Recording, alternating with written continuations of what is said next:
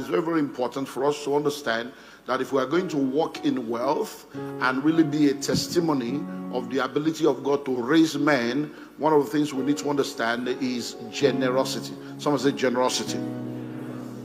Now, when it comes to the world that you and I live in, there are three levels of existence in life. Three levels of existence in life. And a lot of people are either operating on one or either of the other two.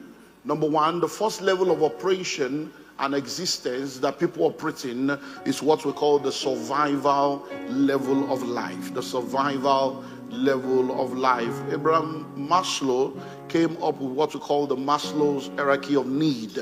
And when you do your research to find out what led to what we now call the Maslow's hierarchy of need, you realize that he lived at a time when a lot of people were living a life that was very, very, was like a paradox.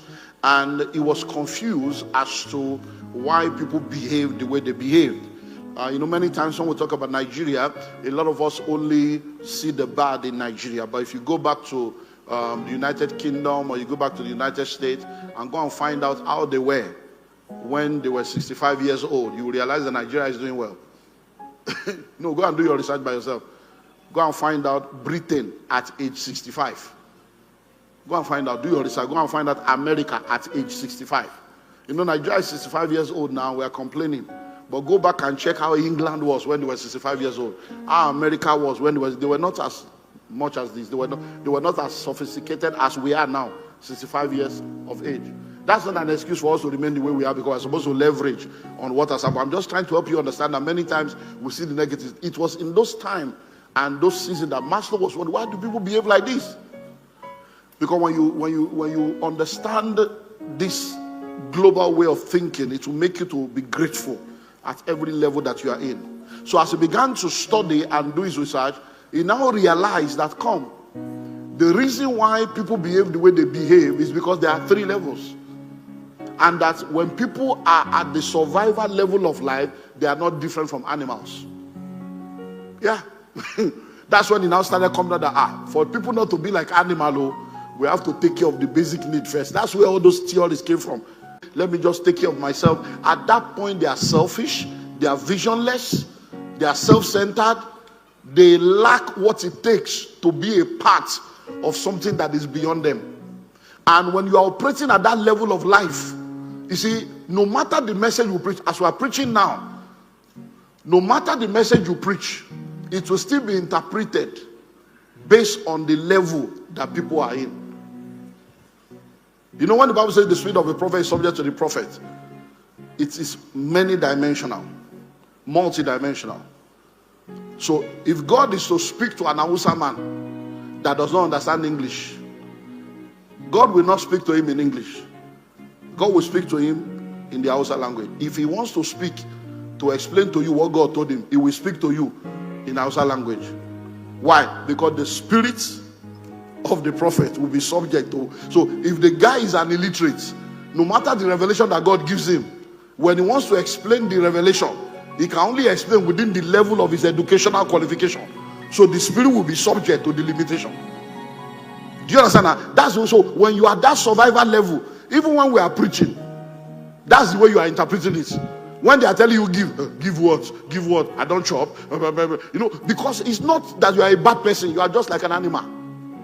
You are that level of animalistic behavior where you see, when you now grow, you will look back and say, we're fools, I wish I knew better. That's why we keep trying to help you understand that there is another way of operation. Hello? So number one is survival. The second level is also very terrible. It's success level. So a lot of people, they just want to succeed. They just want to blow.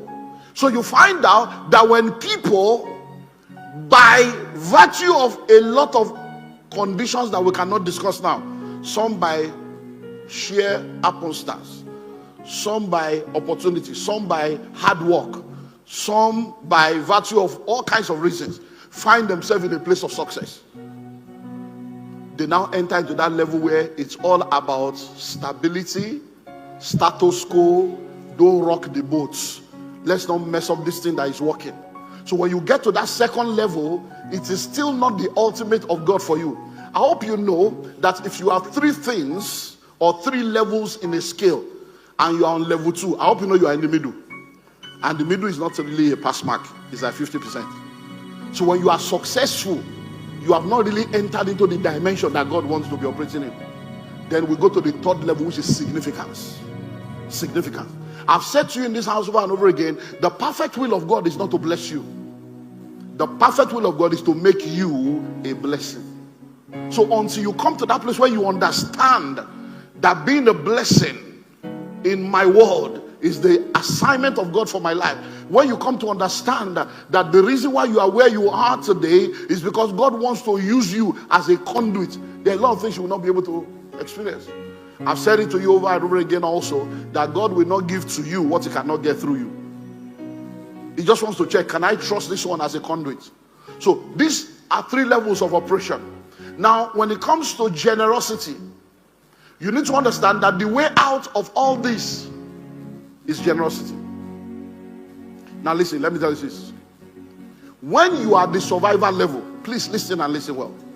When you are the survival level and you choose to live a life of impact and significance, even at your level of survival, that's what brings you out of survival. That you don't have, but your heart is generous. Now, you don't have money to give, but you have good words. You don't have money to give, but you have time. You don't have words to give, but you have support. Now, as you begin to give what you have, what you don't have will begin to come towards you, because you are now showing that you are qualified to be used. Are you seeing it now? So you see a lot of people, they have money, but they are wicked. They are so poor that all they have is money. Poor in character, poor in attitude, poor in everything, deficient in everything. All they have is money. But you see some people, they don't have any money, but they are more valuable to you than rich people, because you know that these people will stand by you. When you are down, they are there. Their words are kind. Their support is always there. That's what brings you out. So you need to understand that generosity is a spirit. Generosity is a mindset. Generosity is an attitudinal position that helps you to come out of the low animalistic level of life where all you are thinking is I, me, and myself. When you are not generous, are you ready? It will affect everything about your life. Everything. I hope you know that there are people that are even so stingy that they are stingy to themselves. They won't even know when they will be stingy to themselves. He said there is a man that gathers and he ends up in poverty. So, but there is another one that scatters and continues to increase. So all through the world, generosity is something that you need to understand is a code for kingdom wealth. Now let's move on. Now, if you're going to become successful, there are different options, and I shared that with you last week. Option 1, you can become successful through Babylon or world's way of operation. The Babylon way or the world's way of operation, or you can do it through the kingdom's way or God's way of operation. We looked at that last week in part 1, and that also flows into this. So I'm not going to go more in depth because I've done that last week Sunday. So you either do it through God's way or through what? The world's way. Now, I want to reel out some words or phrases or sentences. I want to reel them out, and then we'll now start looking at some things one after the other. All these things I want to reel out is just to help you understand how powerful generosity is. Number 1, givers never lack. It's not a slogan. Number 2, it is better to be the giver than the receiver. Because many times we want to be the one receiving. You're always thinking of everybody blessing you. Oh Lord, send destiny helper into my life. How now? As how? Have you helped anybody in your life? Hello? No, it's amazing. Now you heard that somebody is getting married now. They have done the announcement. You are asking for venue. If you are doing wedding, can you feed 3,000 people? It has a real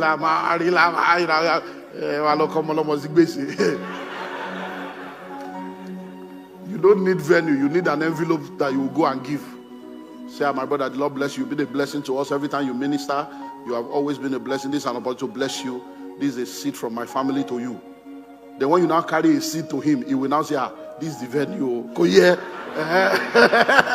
This is the venue. Baby venue.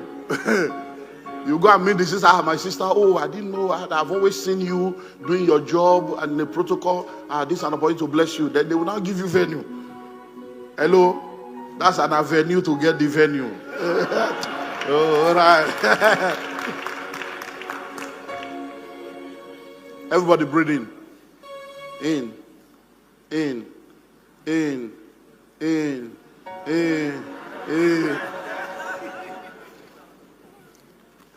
You breathe in for life, you breathe out for sustenance.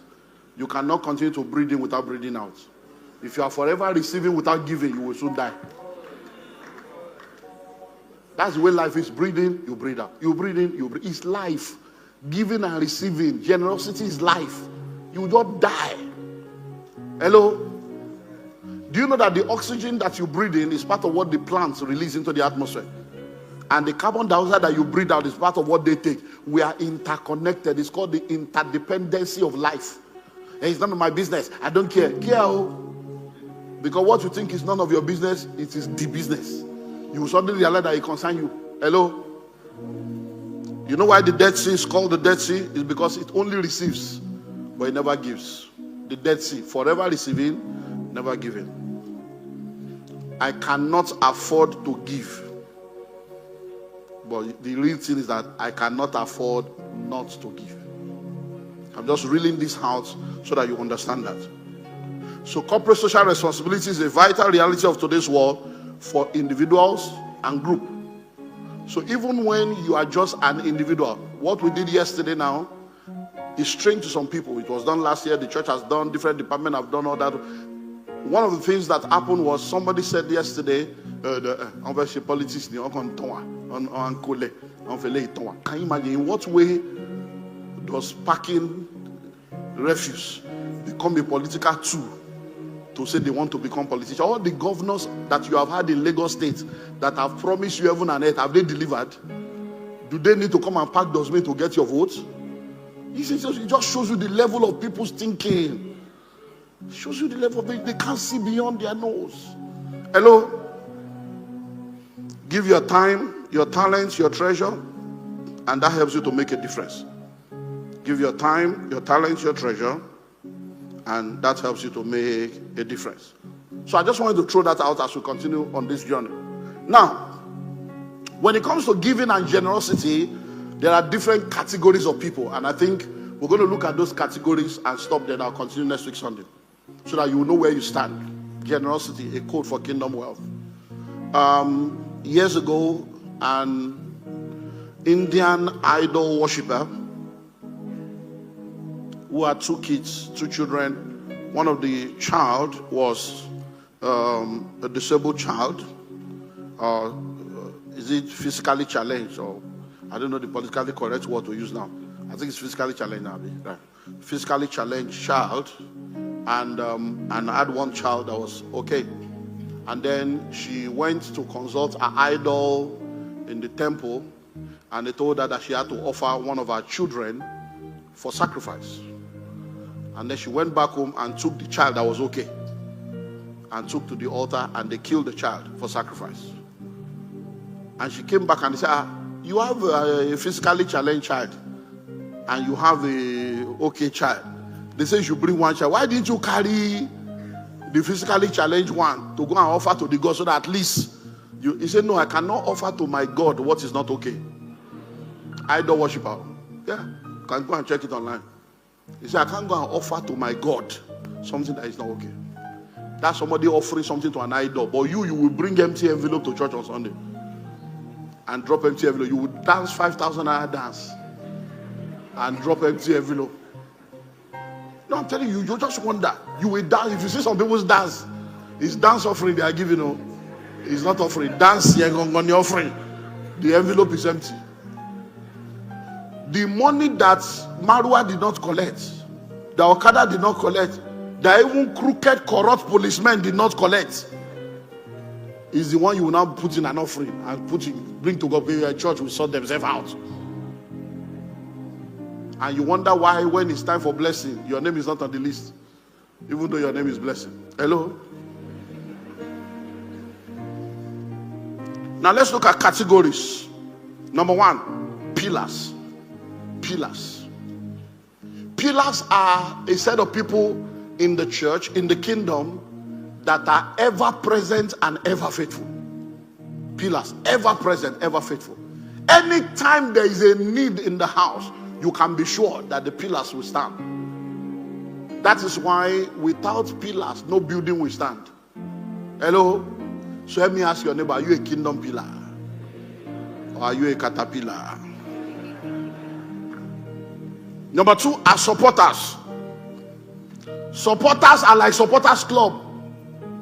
They love their club and hate other clubs. So they don't love football, they love the club. Hello? When their club is not in the league, they won't watch the game because they are only supporters. They give when they like the pastor.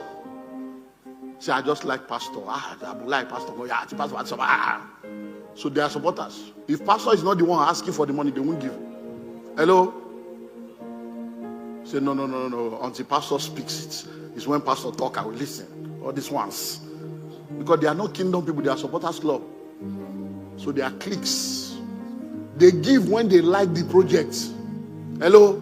Do you know that if we say we are doing 30th anniversary now, and we say let's do uniform, that want to do special Ankara, and everybody should bring 30,000. Oh, I want Ankara, coffee photo, coffee logo. You will see they will give. But once say let's give to the less privileged, come, maybe God less privileged.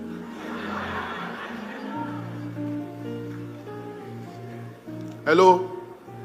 Am I not your pastor? I know you people now. After 30 years, I know you. Number 3, leaners. Leaners. There are people that lean on the church to support all they want, but they will hardly support the church.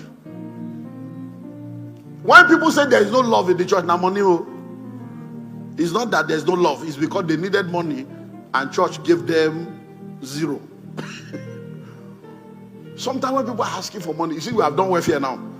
There are people every month, they will show up tomorrow now. Every second week, they come to the church office. Once we do welfare on Sunday, you can guarantee under God, you don't need to be a prophet. Between Monday and Wednesday, they will show up in church. They will have a problem. They target the offering that others are giving, but they have never given to that money. Hello? So at the end of the day, the question is that money you want church to give you, where will it come from? Do angels give offering? So they are what? They are leaners.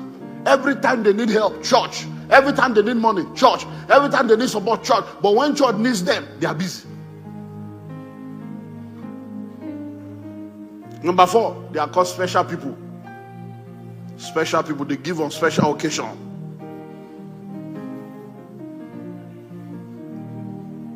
They give on what? Special occasion. If it's not a special occasion, they won't give. Number 5, there are annual people. ECN. Annual. Easter, Christmas, and New Year. No, it's just special like that. Just conquer. It's Easter.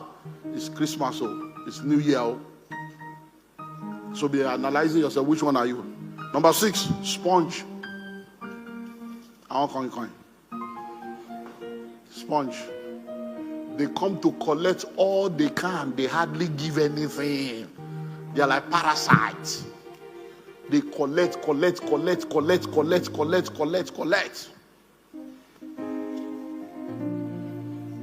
Number 7, vagabonds. Vagabonds. They go from church to church without commitment. I hope you know that there are many of you here. The reason why you left your former church is the pledge that you made. You know, you made the pledge because you didn't pay. You now came to Calvary. Oh no, God knows you. Even though you have left that church to come here, your vow has not been cancelled. Though you are still owing. No, I'm telling you, they will not change church. That's why you, I don't like that pastor anymore. I don't like. They will look for one reason. It's the money they pledge you. No, let me tell you something. I was speaking to a pastor. It's this week now. He was explaining, I said, sit down. We don't pay for this work. Don't stress yourself. Human being, if you follow that direction, you will end up in depression in ministry. I say, just focus on God, focus on your work, do what you have to do. Don't look at that or else you enter trouble. Hello? Because human being, they go from church to church. And by the time you will hear the story, instead of them to tell you why they left, they will cook up a story. Because in Yoruba, they will always judge the case in such a way that they will be the good person. Only few people will tell you, I was wrong, I messed up. Only few people.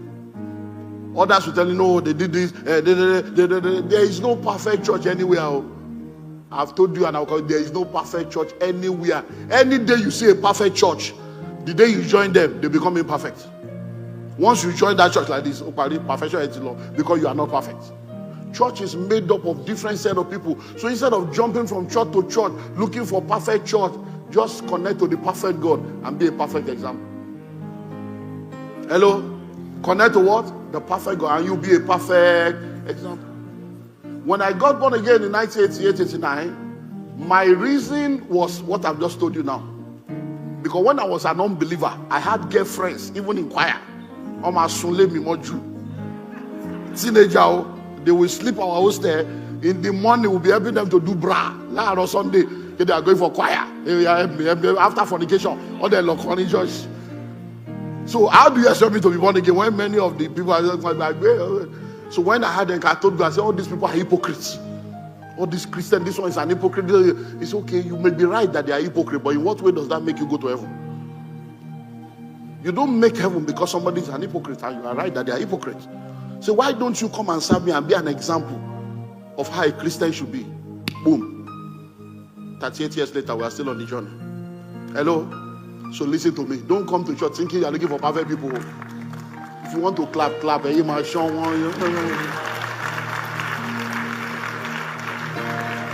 Hello? I met with one of my fathers. This was it this week? I think it's this week or last week. And he told me, he said, I've watched you. He said, I've watched you. And I've seen the way you speak. He said, and the reason why I wanted to see is because I've done my investigation. They have not closed your mouth with corruption. He said, they have not closed your mouth with corruption. He said, don't change. Keep doing what you are doing. We are watching you. Hello? I don't fear you now. I will tell you the truth. I don't have side cheek, left cheek. All the cheeks is one person. So you can't blackmail ladies. There are pastors that cannot talk the way we talk. Because when they get look like they go, hey, actually, you know what I was trying to say? No, I go talk. You are a fool, you are an animal if you are living in sin. Vagabond, they go from what? Church to church. If this is not your church, no problem. But if this is your church, if you allow somebody to take you away from your father's house, you are just a fool. There are no perfect people anywhere. No perfect church anywhere. So you don't jump from church to church to church to church. Are you not even thinking of your children? The lack of stability. Today is this church, tomorrow is that church. What are you even teaching your children about God? Then later, when they now say they are not serving God, you now begin to look for a mountain to go and pray. How can they serve God when you didn't serve them God? You say, all right, lady, all right. All right, lady. Number 8, because of time. The gossip. You know, after every service, the pastor is the topic. Hello? I'm a researcher. I research. And one of the reasons why the next generation have issues with God is the existing generation. Because of the hypocrisy. People see that you come to church, we give you microphone, but your children know that you are an hypocrite. No, that's why they don't want to serve God. Because in your son's mind, our pastor, they give my papa a microphone. For pastor not to know that my father is a useless man, I doubt pastor. Because pastor foresee, say, this is my papa, don't be correct papa. Because if they drink, if they smoke, but he go conscious now, they go give and title. Pastor no they see. That's why the next generation is not serving God. Because your hypocrisy is making a mockery of the faith. They see you and your wife dancing, hugging all the men of God as normal people. But when you enter car and your children are at the back, you start slicing everybody like sliced bread. You will talk about the choir, you will insult everybody, and your children are sitting at the back and they are watching you. That's why they don't want to serve God. Not because God is bad, but because you are bad. So the gossip, every seed issue is a gossip issue. And which one are they giving against? Maybe the last one we gave, I don't even understand. It's every time, blessing every time they go to raise offering now. This one, even the last one, I never see harvest, so I never even recover. You know, that other one, and because of that one, we give. I don't make us do that other thing. We say we go postpone that.